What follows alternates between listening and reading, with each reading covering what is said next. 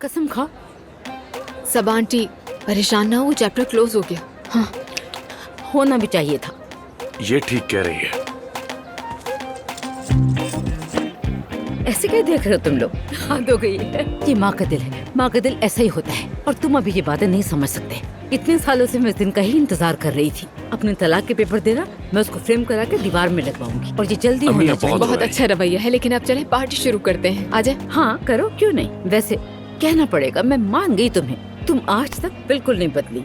आज भी तुम्हारी वैसी अजीबोगरीब अम्मी हरकतें। प्लीज। चलो पार्टी जारी रखो अपनी। चलो चलाओ म्यूजिक। मैं अपने बेटे के साथ डांस करूंगी। आप चलो। भी वाकई बिल्कुल नहीं बदली। चाहे ये क्या कर रही हैं आप? आपको ये सब सूट नहीं करता। तुम खामोश रहो तो ही अच्छा है। उफ, अम्मी क्या कर रही हैं आप? क्या जरूरत है कुछ सबकी? नहीं बेटा, डांस कर रही हूँ तुम्हारे साथ। क्या कर रही हैं? क्यों कर रही हैं? क्या हो गया? तुम बार बार एक ही सवाल कर रहे हो पागल।